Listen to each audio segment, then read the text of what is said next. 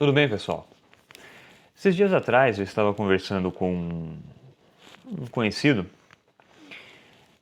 e nós acabamos entrando no assunto de santidade, de santos, né? Uma pessoa que já foi evangélica e partiu para o segundo passo do protestantismo, né? O primeiro passo você fica naquilo ali, muitos ficam nesse passo do protestante, evangélico e tal. O segundo passo que muitos dão é entender assim, você cai no relativismo e começa a acreditar que a sua opinião ela é totalmente certa, aí você fala assim, eu respeito todos, eu não, né, tenho respeito até pelo catolicismo, mas desacredito em tudo que o catolicismo fala.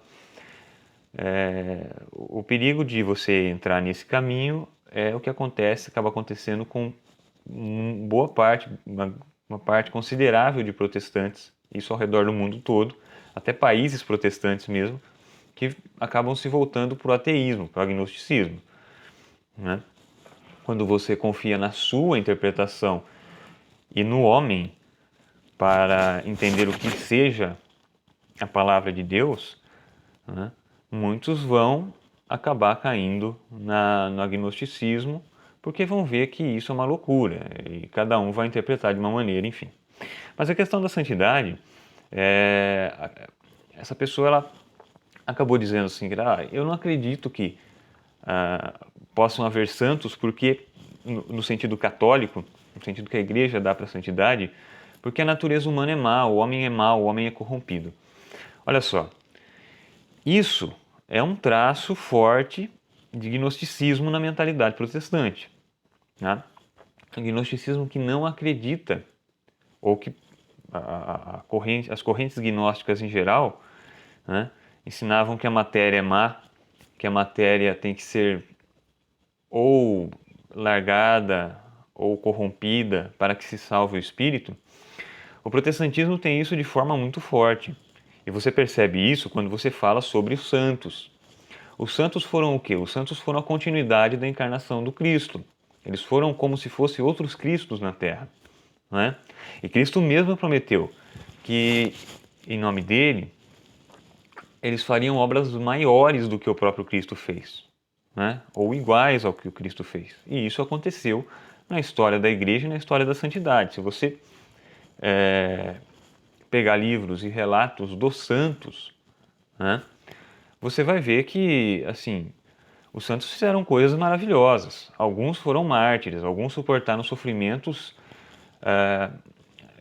sobre-humanos, né? Alguns operaram milagres incríveis, né? Outros operaram milagres simples, muitas vezes, aparentemente simples, pequenos, mas eram milagres, né? E isso tudo por quê? Por causa da operação de Deus através deles, né?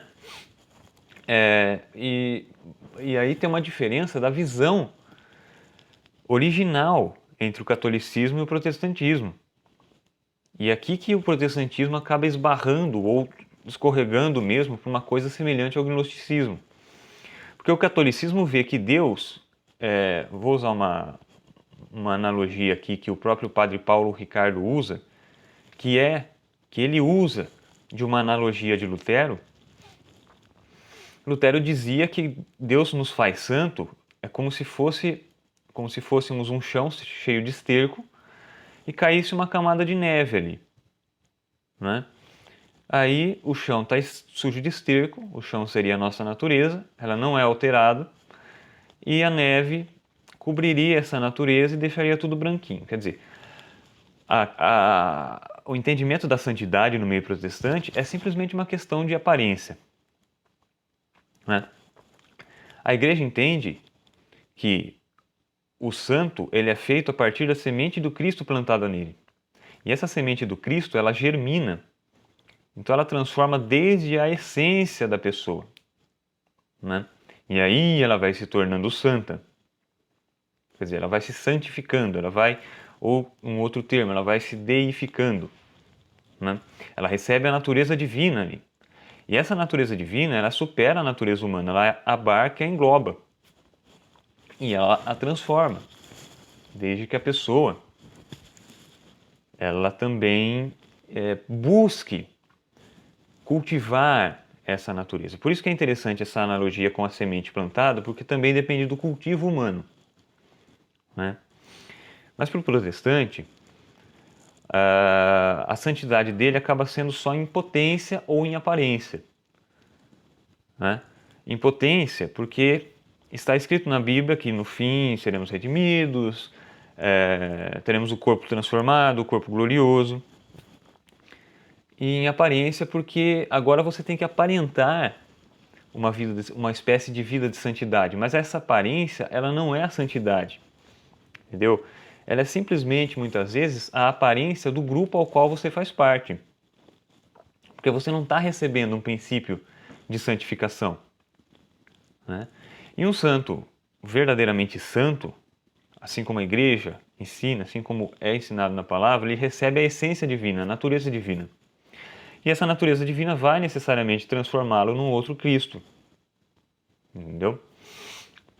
Na verdade, todo cristão, todo católico batizado recebe o Espírito Santo, né, é chamado à santidade. O nosso propósito na vida é buscar e viver a santidade, né? Alguns desenvolvem isso em maior grau, outros em menor, né? Quem sabe discernir isso é a igreja. Assim como a igreja soube discernir quais eram os livros inspirados para compor o que hoje é chamado de Bíblia, né? Então a igreja, o mesmo poder que ela teve de canonizar os livros, ela tem de canonizar os santos.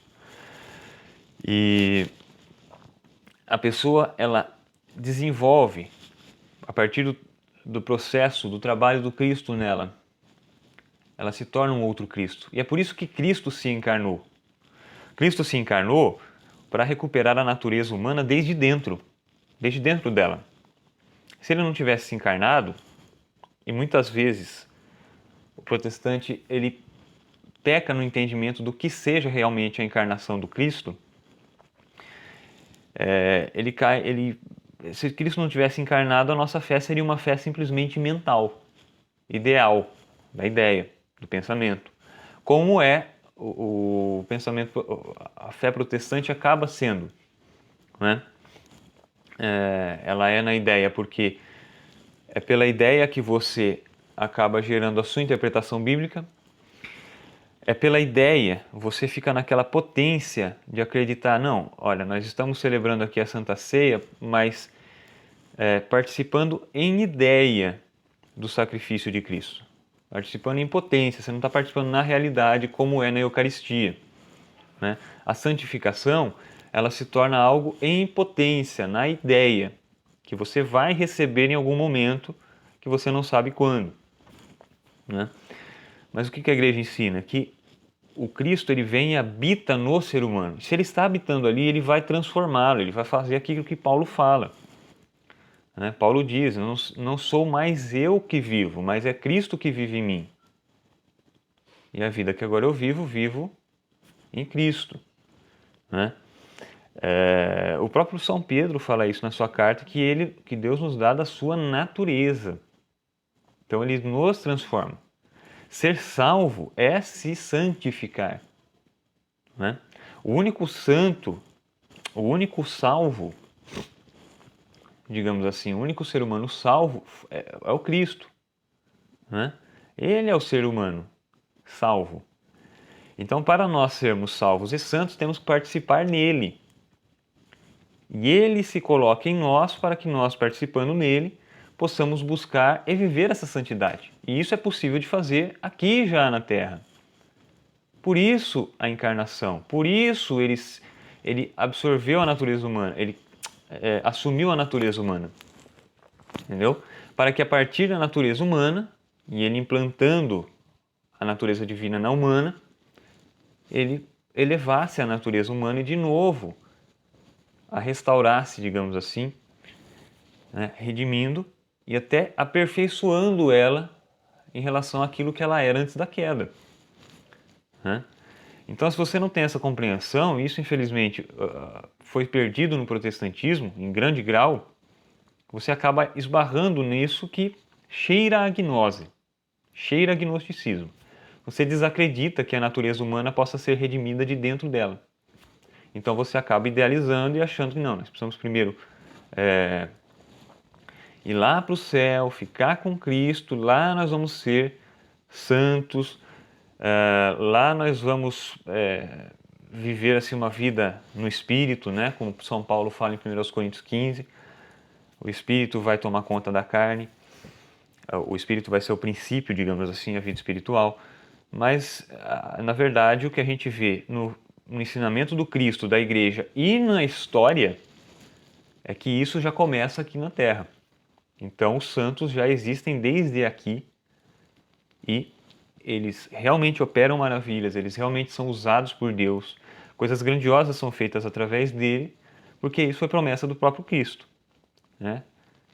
Vocês farão obras maiores das que eu fiz, né? Então, quando eu ouço assim, a pessoa fala assim, ó, eu não acredito que o homem é mau, né? O homem é corrompido. Sim, a natureza humana está corrompida, mas foi justamente para isso que Cristo se encarnou, para resgatar o ser humano desde a sua natureza corrompida, né? Desde a sua natureza material. Por isso que a Igreja Católica, a Igreja não tem problema com as coisas materiais. Ela sabe que Cristo vem para redimi-las, né? E o protestante, em maior ou menor grau, ele acaba tendo problema com a matéria, né? Ou rejeitando-a muito, ou quase que adorando-a, que são esses movimentos de teologia da prosperidade que surgem aí no meio protestante, né? E nós precisamos ficar atentos a isso, né? Cristo, Deus criou a natureza humana, ela foi decaída, ela caiu pelo pecado. E agora ele resgata a natureza humana desde dentro dela. Por isso ele se encarna. E por isso que os santos existem. E são santos desde aqui na Terra. Tá? Eu agradeço a paciência daqueles que ficaram me ouvindo. Esse assunto é um assunto que não dá para se esgotar aí em 12 minutos, né? Mas é uma percepção, assim. É lógico que tem muitas. Você pegar os teólogos entendidos, eles desenvolvem muito melhor do que eu esse assunto, né? Óbvio, qualquer um desenvolve melhor que eu esse assunto, né? Mas é só uma percepção que eu tenho, que eu vejo que falta essa percepção no protestante, no evangélico, que é entender que a natureza humana, ela, apesar de caída, ela começa a ser resgatada desde aqui mesmo, né? Não é algo só em potência, é algo que acontece aqui, né? Por isso que o próprio Cristo, Deus se encarnou em Cristo. Ele encarnou, ele veio, ele começou a resgatar a natureza humana desde dentro dela. Um abraço para todos, obrigado e até logo.